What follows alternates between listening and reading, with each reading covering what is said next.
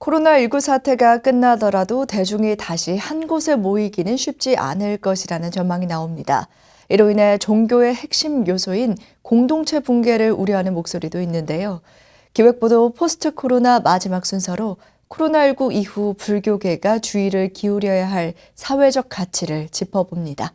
윤호섭 기자입니다.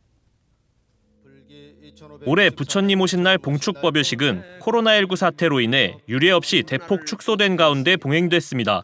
대중의 운집이 감염병을 확산시킬 수도 있어 출입 제한이라는 조치가 불가피했던 겁니다.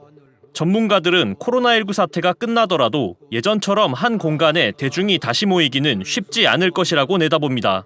이 때문에 종교의 3요소 중 하나인 공동체 붕괴를 우려하는 전망도 나옵니다. 교리와 의례가 각각 사회와 철학으로부터 종교를 구분짓는 요소라면 공동체는 서로의 신앙심을 확인하고 유지하는 매개입니다. 따라서 종교를 유지하는 공동체의 붕괴를 막기 위해 불교계의 적극적인 노력이 요구됩니다. 비대면 문화의 확산이 불가피한 포스트 코로나의 상황에서 사찰의 공동체성은 간과할 수 없는 중요 문제입니다.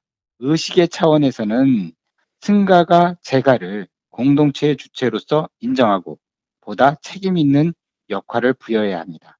그리고 방법의 차원에서는 사찰이 신도를 신경 쓰고 있음을 확인시켜 줘야지 됩니다. 코로나 이전보다 사찰이 전화와 메일 그리고 문자 등을 통한 연락을 보다 자주 해야 됩니다. 비대면 문화 확대가 현대인들의 영적 고갈을 부추길 수 있다는 점도 간과해선 안 됩니다. 영적 고갈은 명상의 상업화를 불러오고 이는 사회에 또 다른 부작용을 낳을 수 있다는 지적이 제기됩니다. 따라서 불교계는 현대인들에게 정신적 만족을 위한 수행법과 재충전의 기회를 제공해야 합니다. 온라인을 통해서 연결하고 그것이 다시 이 오프라인 속에서 영성을 갖다 또 더 하나 이게 심화시키고 재충전하고 이제 이러는 공간으로 활용할 수 있게끔 해줘야 된다. 또 다양한 현대인들의 그런 또 요구에 부응할 수 있는 그런 하나 컨텐츠 이런 것들을 다 쉼없이 하나 이게 생산하고 또 변화시켜가고 이제 그럴 때 아마 한국 불교는 굉장히 하나 희망적이고 가능성이 있다는 생각을.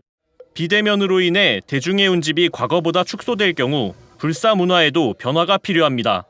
그동안 불교계가 도량 정비와 외형적인 불사에 힘을 쏟았다면 앞으로는 인재불사를 비롯해 다양한 전법 인프라를 갖추기 위한 투자에 나서야 하는 겁니다. 또한 대면 접촉의 축소로 인한 대인관계 약화와 소외계층의 심리적 문제 해결에도 힘을 쏟아야 한다고 전문가들은 말합니다.